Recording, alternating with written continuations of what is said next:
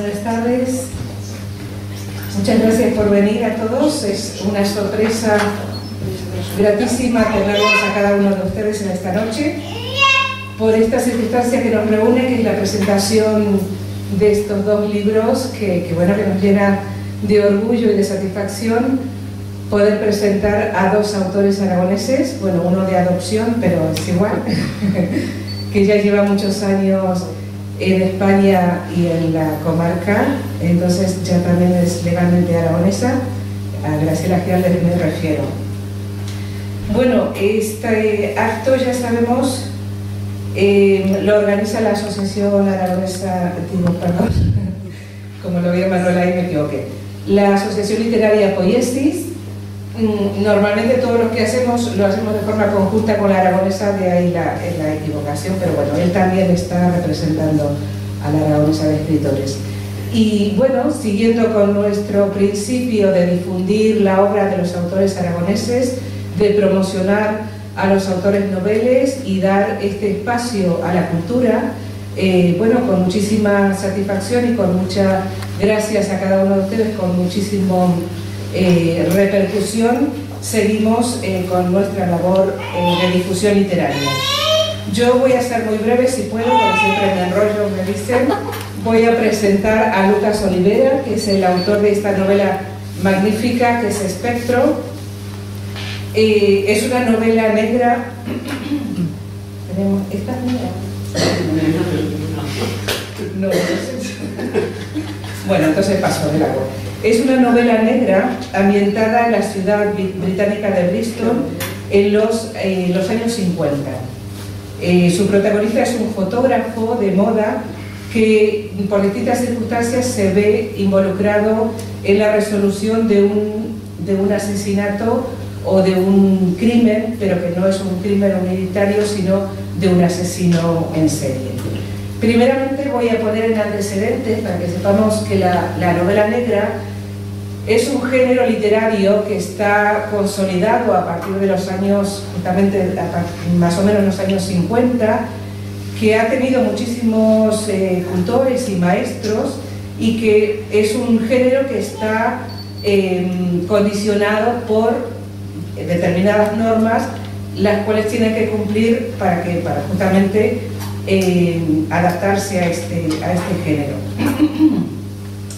Bueno, el término se asocia con la novela policíaca, en la que la resolución del misterio no es el objetivo principal, aunque sí es la labor del detective, por lo general el que está abocado a la resolución de ese crimen o ese misterio, pero también hay un trasfondo psicológico en los personajes.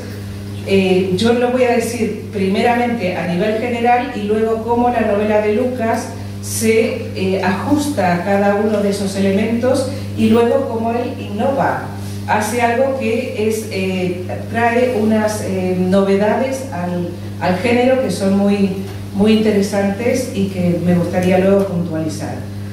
Entonces, esta es la resolución del crimen, el carácter de los personajes, que son personajes por lo general torturados, mediocres, en el caso de los investigadores o los policías, la personalidad siempre truculenta del asesino que finalmente no diré si se descubre o no, porque no voy a revelar en ningún momento el final de la película, de la novela. Bueno, me equivoqué porque también tiene ciertos elementos del cine.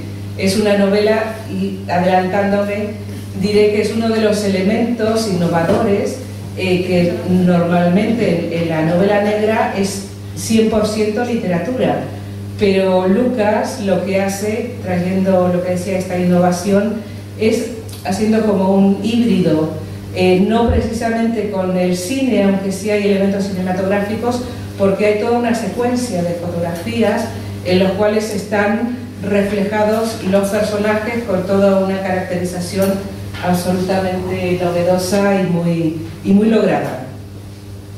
Entonces, estaba diciendo que los argumentos habitualmente son violentos, los personajes son personajes de los suburbios, no hay un límite moral entre los, digamos, por entendernos entre los buenos y los malos, sino que se pasan muy frecuentemente los límites, tanto los que representan a la ley como los que son los criminales, en este caso, tienen esa doble vertiente de sus personalidades.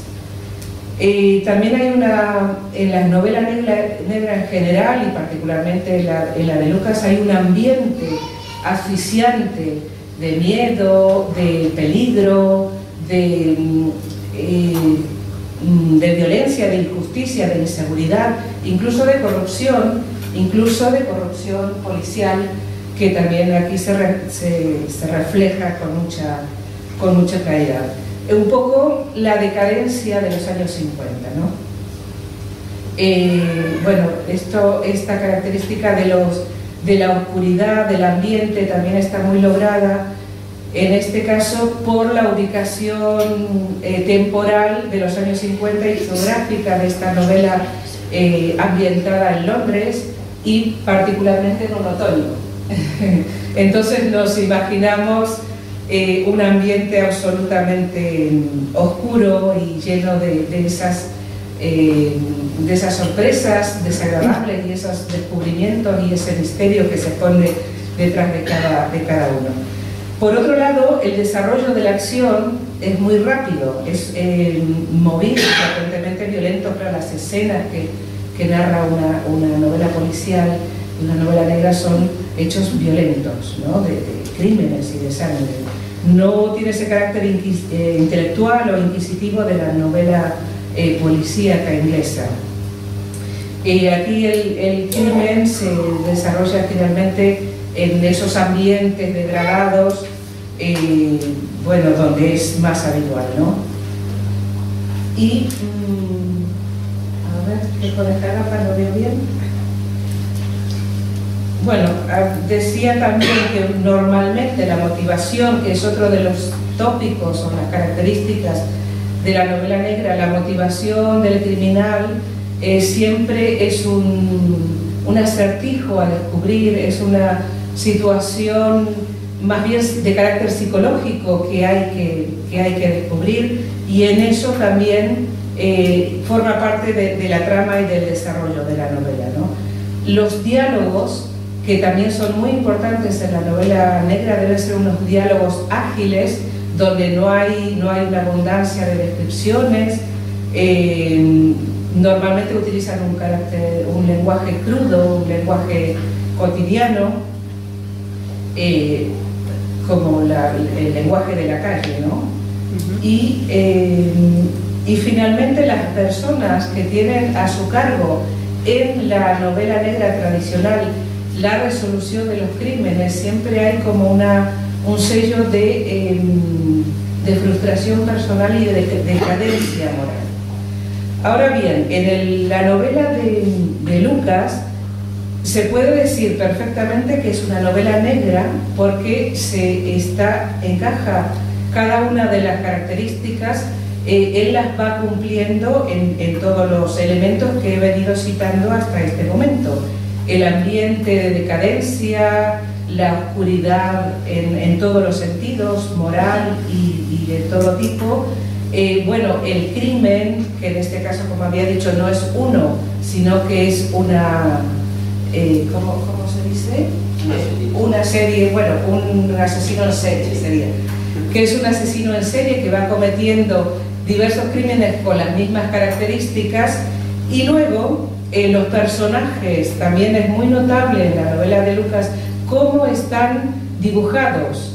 La verdad que eso es un elemento para destacar, bueno, además de todo lo que he mencionado, porque yo cuando leí la novela, sabiendo que la había escrito con 24 años y que reúne con tanta perfección cada uno de los requisitos de la novela policíaca, que tiene maestros como Stieg Larsson de la trilogía Millennium, que bueno, muchos hemos leído, pero bueno, que hay verdaderamente maestros en este tipo de novelas y mentores de muchísimo prestigio.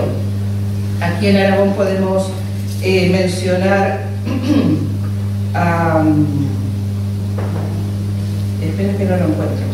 Bueno, Eduardo Mendoza, aunque no hace exclusivamente porque él tiene un tinte más humorístico, pero sí que podemos ubicar a Eduardo Mendoza también como autor de novela negra, a García Mosteo, Aragonés y a Lorenzo Silva, por mencionar algunos de la zona más conocidos, pero a nivel internacional este que dije, Stieg Larsson, es sueco, pero está muy difundida también en Inglaterra, en Estados Unidos principalmente, ¿no? Entonces, que Lucas, con 24 años, haya sido capaz de escribir una novela de tantas páginas en las cuales pueda recrear todo ese ambiente, pueda crear esos personajes que tienen absoluta vida propia. El protagonista es un fotógrafo que no coincide en este caso con el tradicional detective, sino que el que va resolviendo los casos es un fotógrafo, ¿no? Alguien que de cerca le toca la circunstancia. Y está, a través del diálogo y a través de la descripción, está tan bien construido ese personaje que parece que lo viéramos, parece que lo conociéramos. Y de la misma manera los personajes secundarios. A mí uno que me llamó mucho la atención es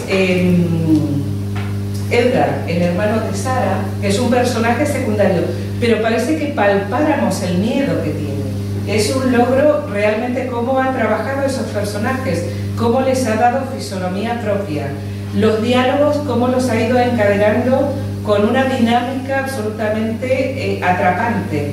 Luego la acción, claro, la acción es vertiginosa, porque va de una situación a otra y uno no puede aburrirse en ningún momento porque te atrapa. El suspenso, cómo va creciendo, cómo se va sosteniendo.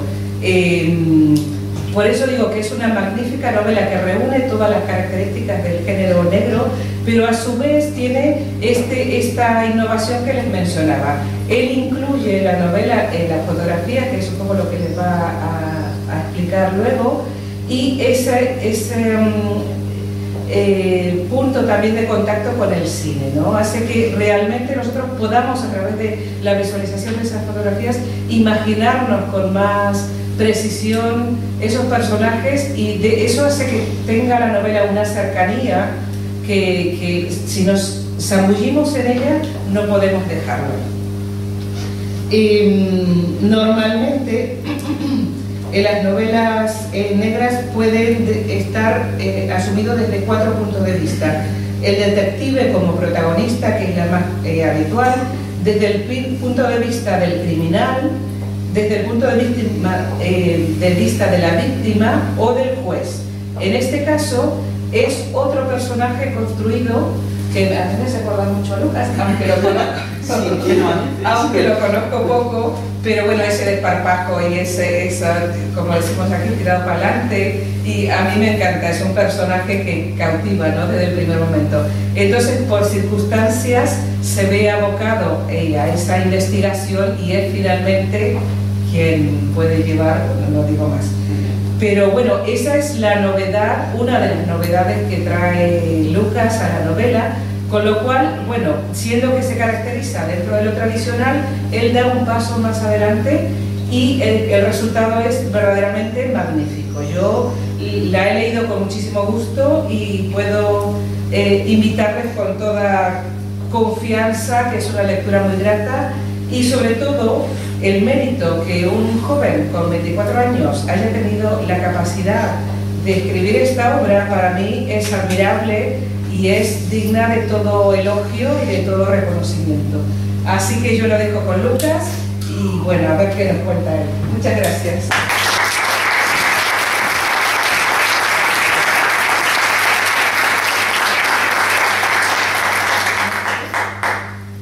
Bueno, en primer lugar quisiera agradecer las palabras que me ha dedicado Inés, y tanto a ella como a Manuel la oportunidad que me han brindado de poder estar aquí esta tarde. Antes de entrar a hablar de mi novela como tal, quisiera citar algunos de los motivos que me llevaron a escribirla. Y es que todo se remonta al hecho de la sana obsesión que desarrollé hacia la temática de las mafias, el crimen organizado y todo aquello que tuviera tintes policíacos. Era un mundo que llamaba mi atención, quizá en parte por la elegancia y el carisma que desprendían algunos de los personajes protagonistas, sobre todo del mundo del cine. Películas como El Padrino, El precio del poder, o Camino a la perdición, por citar algunos ejemplos. Así pues, en un principio decidí que escribiría un libro de temática mafiosa, ya que era el tema que me gustaba y me atraía la idea de poder extrapolarlo de mi mente a las páginas del libro. Sin embargo, finalmente me incliné a profundizar en otro tema que nunca había tratado, y era, como bien ha dicho Inés, la temática de los asesinos en serie. Bien. Desde un punto de vista psicológico, la perturbada mente de este tipo de criminales era un componente realmente jugoso a la hora de tratar, y poco a poco surgieron en mí las ganas de indagar más en el tema. Recabé información acerca de numerosos asesinos en serie y posteriormente me involucré de lleno en la creación del mío propio. Plasmé su obra en el libro, al cual, tras demandarme los sesos, en diversas ocasiones decidí titular Espectro. ¿Por qué Espectro? Digamos que por establecer un paralelismo entre un fantasma y el asesino que aparece en la novela. Los fantasmas son intangibles, nadie puede verlos, son fugaces y distantes, al igual que este criminal. Con todos estos ingredientes me embarqué en la escritura de la que es mi primera novela. Lucas, si quieres agua, coge. No te A continuación os leeré la sinopsis de la misma, aunque ya en eso os ha adelantado un poquillo. Bristol, Inglaterra, otoño de 1952. Una bella joven yace asesinada en un oscuro callejón a las afueras de la ciudad, alejado de los sonidos de la civilización. Ajeno a ello, el fotógrafo de moda James Hassender disfruta de su cigarrillo mientras la brisa le golpea la cara en uno de los balcones de la agencia de modelos Tyser. El nuevo día acaba de comenzar. Le depara una sorpresa. Le ha sido ofrecido un puesto como fotógrafo fijo para la revista Glamorama. Su trayectoria ha alcanzado un punto álgido, pero el caprichoso destino todavía le tiene reservado algo. Sin apenas ser consciente de ello, pronto se verá envuelto en una turbia serie de asesinatos que asolan la ciudad y que requerirán de todo su ingenio y astucia para poder dar caza al mayor criminal de la historia de Bristol, Espectro.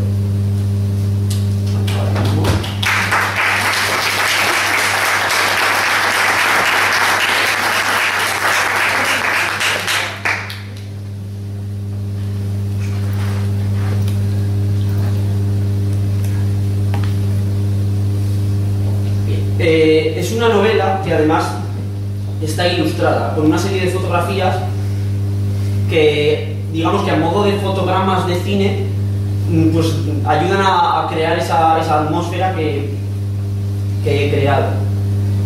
Podría decirse que es una simbiosis entre cine y literatura plasmada a través de las fotografías. En cuanto al ámbito narrativo de Espectro, como ya he citado antes, está ambientado en los años 50, en Bristol, Inglaterra, y estamos hablando de una etapa turbulenta, la posguerra. Asimismo, uno de los factores importantes de este año, el año 52, fue la famosa niebla del 52, que asoló pues, la región de Londres y alrededores, debido a la gran cantidad de carbón que consumió la gente en ese año a causa del frío que hacía. Eso generó una niebla que era perjudicial para la salud y me permitía jugar con ella en las fotografías, dándoles, digamos, un aire un tanto metafísico a algunas de ellas.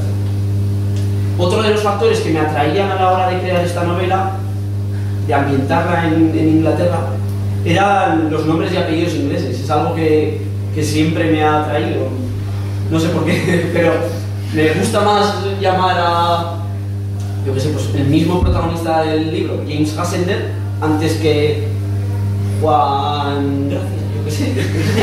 No sé, tiene más chicha. Estas son algunas imágenes de la época en la que se ambienta la novela. Bien, y a continuación les dejo algunas de las fotografías que acompañan el libro. Toda esta serie en el libro está en blanco y negro, adaptándose a la época en la que se ambienta.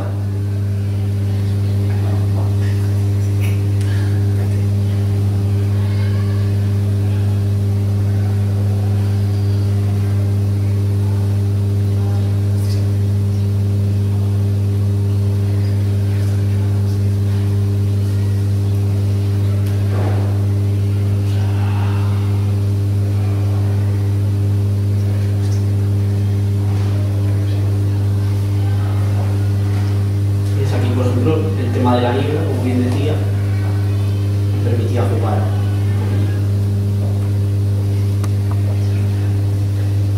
Se me oye bien, ¿no? Sí, sí.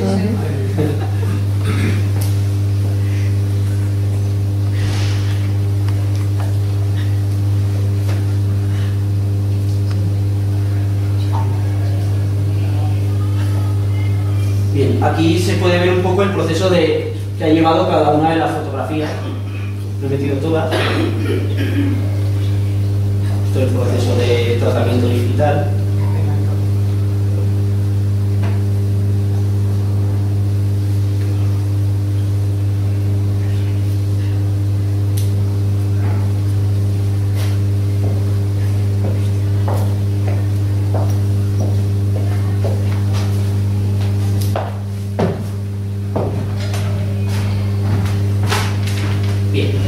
Antes de hablar del sitio web, eso me lo dejo para el final, voy a mencionarles algunas de las descripciones de los personajes que aparecen en el libro y luego leeré algunos retazos. James Hassender, joven fotógrafo de moda, de rasgos afilados y fuerte carácter, que se ve implicado en los atroces crímenes que asolan Bristol. Su ingenio y astucia ayudarán a resolver el porqué de tan macabros actos. Oswald Bark, director de la revista de moda Glamourama, una de las más importantes de Bristol. De carácter fuerte y egocéntrico. Le encantan los restaurantes lujosos y el confort, aunque también se deja ver de vez en cuando por lugares de dudosa reputación. Es un misógino y se enorgullece de ello. George Halsroy, orondo taxista con problemas para callar. Vive con su perra Kendra en un modesto piso situado a las afueras de Bristol. Gustav Martin, asistente de plato de James Hassender y mano derecha de su jefe, el señor Bark. Su arrogancia no le supondrá la simpatía del fotógrafo. George Spilesport, implacable y tenaz inspector de policía, lleno de heridas de guerra. Unirá fuerzas con Hassender para llegar a resolver los crímenes que asolan la ciudad. Edgar Johnson, el hermano de Sarah Johnson. Los problemas que tuvo con la ley hace un tiempo le han acarreado una fuerte adicción al alcohol y a la soledad. Voy a leeros ahora algunos retazos del libro para que os hagáis un poquito a la idea de lo que os podéis encontrar.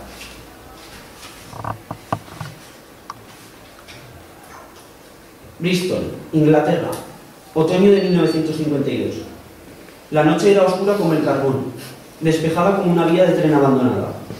El viento susurraba a los árboles, estremecido por lo que acababa de ocurrir, y mientras tanto, la luna observaba distante la dantesca escena desde lo alto. Las desconchadas paredes de aquel callejón habían sido testigos de algo horrible, y algunos de los escasos coches que se hallaban aparcados a esas horas de la madrugada cerca de la escena permanecían atentos a cualquier otro sonido perturbador. Un cubo de basura volcado acogía el reguero de sangre que lentamente se acercaba hacia él, a la vez que una ventana mohosa se desprendía de algunos de los sucios cristales que le quedaban intactos, cayendo estos como un goteo incesante. Allí, bajo la tutela del cielo nocturno, se encontraba mirando boca arriba el cadáver de una hermosa joven, cetrino y envuelto por el manto de la noche, apartado del sonido de la civilización. Un finísimo hilo de sangre caía lentamente por su oído izquierdo, mientras que otro salía de su nariz y resbalaba por sus labios amoratados, como si fuera la cascada de un arroyo. Su pelo rubio y rizado estaba despeinado y cubierto de cristales, mientras que su cuerpo desnudo presentaba profundos cortes en las muñecas, por los cuales la sangre se abría paso hasta llegar a la rueda del único vehículo que se encontraba aparcado en aquel callejón mal iluminado, impregnándola de rojo. La oscuridad nocturna era cada vez más penetrante, y eso solo podía significar una cosa: estaba a punto de amanecer.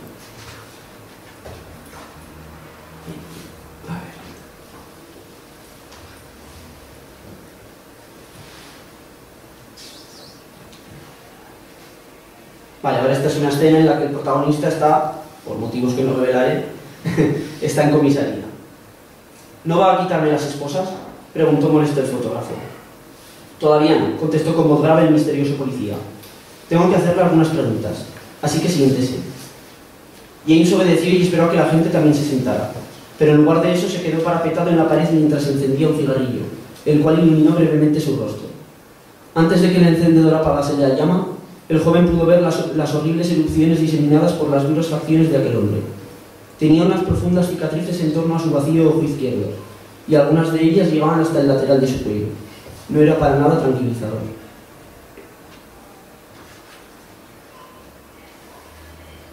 Esta es otra escena en la que, debido a la profesión del protagonista, fotógrafo, pues están mirando una serie de negativos para ser revelados. En medio del cubículo había una mesa en la que algunos negativos estaban a remojo en líquido revelado, y al fondo del habitáculo se encontraba un pequeño tendedero del cual colgaban unas 20 fotografías, que Martin ya se había encargado de revelar. «Buenos días a los dos», dijo Gustav al verlos cruzar la puerta. «Hola, Martin», contestó Bart. «Veo que ya tienes casi todo listo». «Sí, he estado revelando los carretes del señor Hassender desde primera hora de la mañana, cuando el asistente me trajo la cámara. Calculo que dentro de 10 minutos estarán todos listos. Por cierto, James, se olvidó todo el equipo fotográfico en el parque, así que nuestros compañeros lo dejaron en el plato para que pase usted a buscarlo». «Vaya, muchísimas gracias. Con todo el jaleo que se montó ayer olvidé mis pertenencias». «No hay de qué. A lo que vamos, señor Bart. Aquí tiene algunas de las tomas de ayer que ya se han secado». Martin descolgó las fotografías del tendedero y las colocó en la mesa que tenían delante. «Vaya, son magníficas. Atrevidas, pero magníficas. Muy buen trabajo por su parte, señor Hassender». «Vaya, vaya, vaya. Estoy impresionado. Son realmente buenas y seguro que causan sensación. Tal como le dije, reflejan dinamismo e innovación». «Es muy amable, señor Bart», contestó James halagado. «Es que me gustan mucho. Ha hecho un buen trabajo con esas modelos. Y las de los caballos son sensacionales. En serio, cuéntame cómo lo hace. Es usted un gran fotógrafo». «No creo que yo... No sea modesto, James. Las fotos son muy buenas. Tenga, mírelas. Estoy seguro de que la próxima tirada de la revista será un éxito».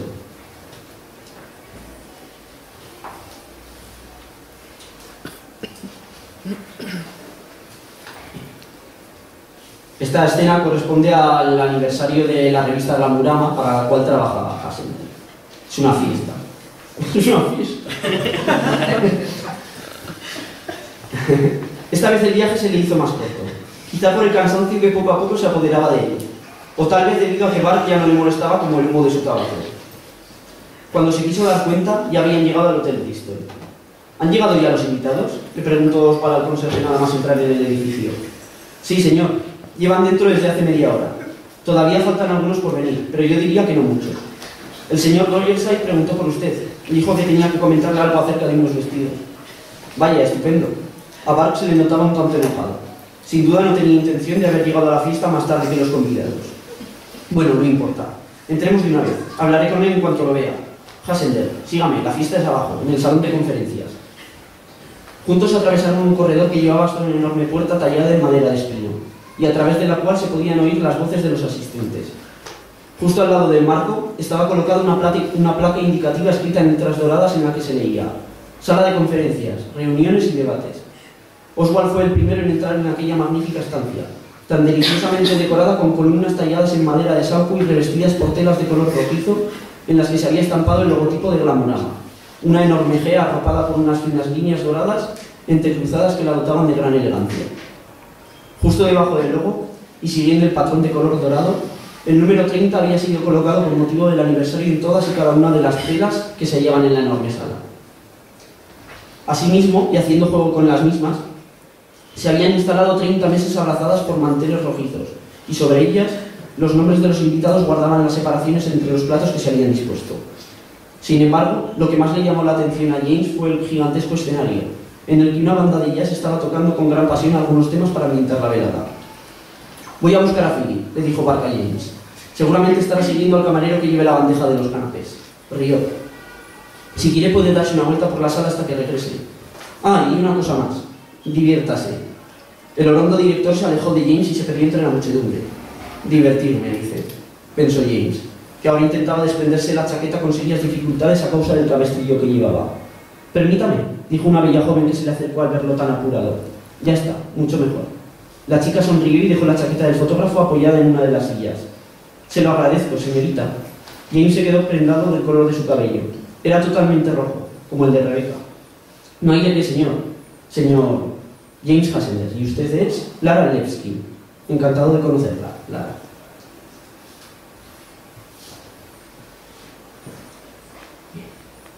Otra escena, esta vez cuando llegan a un prostíbulo. Al salir del Hotel Bristol, Hassender y Bart se subieron en el coche del tal Anthony, un tipo esmirriado y alto, con cara de hueso y ojos aletargados. Ninguno de los dos hizo caso al fotógrafo cuando les propuso ir hasta el club en taxi, dándole únicamente la opción suicida de montar en el mismo vehículo que aquellos dos borrachos.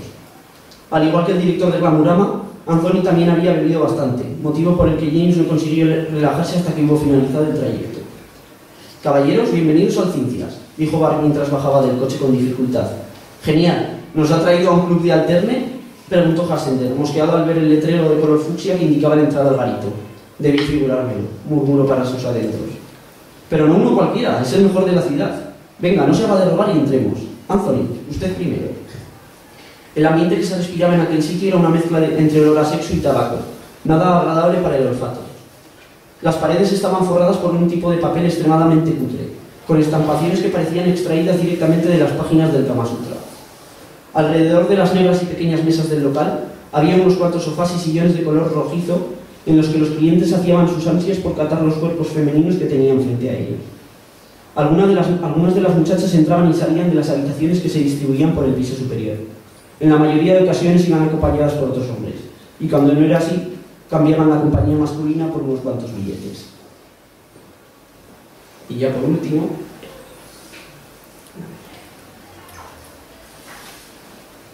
una escena en la que entra en un bar bastante alicaído. «Hola, Encanto, ¿qué te pongo?» «Una de Blend, por favor, y bien cargado». «Buena elección, caballero», dijo la esbirriada y aguileña camarera. «¿A qué hora cerráis?» «Oh, no se preocupe por eso. Aquí no plegamos hasta las 9. ¿Por qué lo pregunta?» «Porque tengo intención de pasarme el resto de la tarde pegado a este descosido taburete, señorita. Ha tenido un mal día, ¿eh? Tome, a este invita a la casa. Relájese». Puso sobre la barra la copa que James había pedido y se la acercó. «Se lo agradezco. A cambio, cuénteme qué le ha pasado. Necesito un poco de distracción. Esto está muy muerto, ya ve».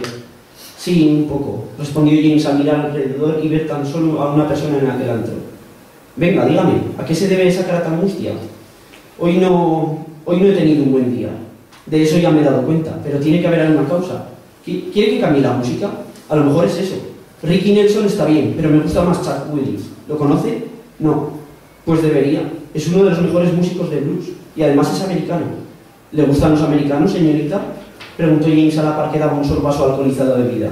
«Me pierden. Son mi debilidad. Es por ese acento tan especial y ese glamour que desprenden».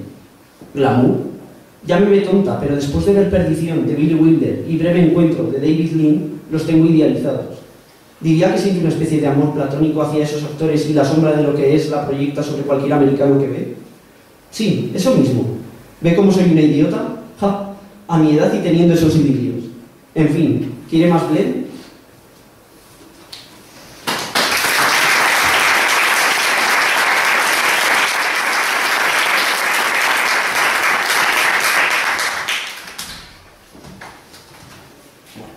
Ahora, volviendo al tema del sitio web, en esta página, en proceso.gindo.com, podéis encontrar toda la información referente a la novela.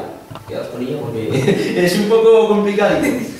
Me preguntaréis, ¿por qué en proceso y no espectro.gindo? Pues porque creé la página antes de dar con el título definitivo de la novela y ya no pude cambiar el dominio. Lo siento. Bien, aquí encontraréis, como bien digo, toda la información referente tanto a mí como la sinopsis, arte conceptual previa a las fotografías, descripciones de algunos de los personajes, así como también todas las fotografías que componen la novela, incluso el proceso de realización de las mismas. Vale. Ahora citaré ya para concluir unas líneas y paso a mi compañera.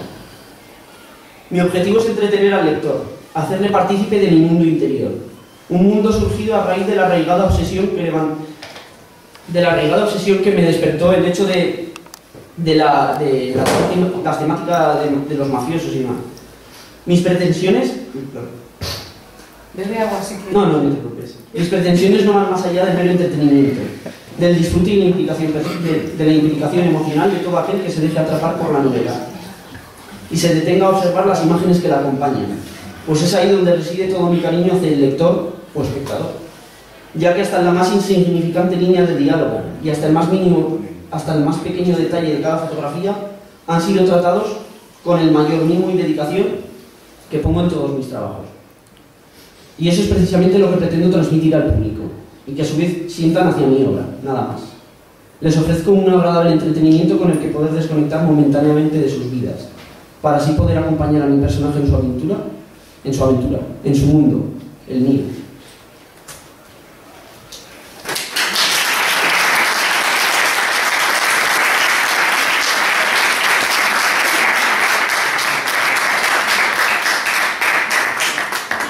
En cuanto a cómo adquirir Espectro, pues como lo he hecho con una editorial bajo demanda, se adquiere a través de internet. Esta es la página en la que podéis adquirirlo, lulu.com, y ponéis en el buscador Espectro, o bien en amazon.es también está disponible.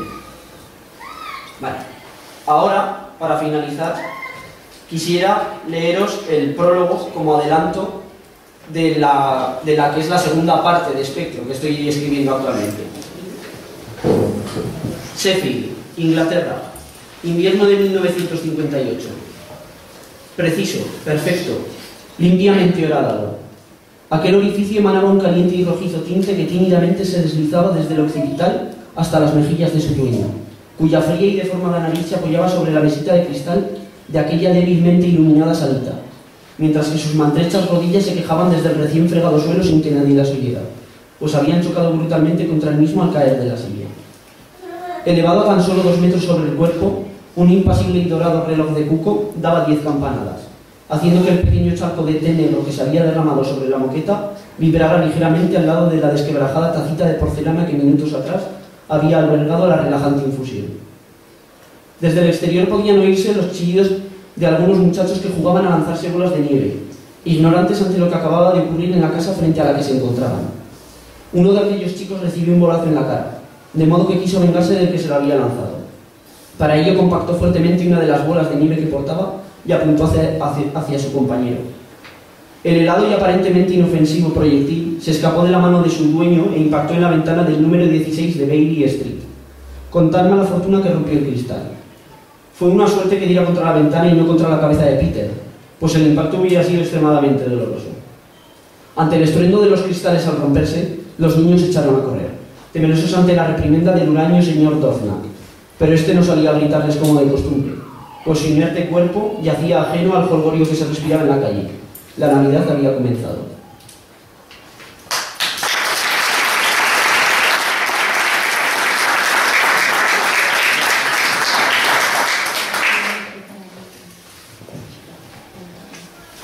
Y ya está.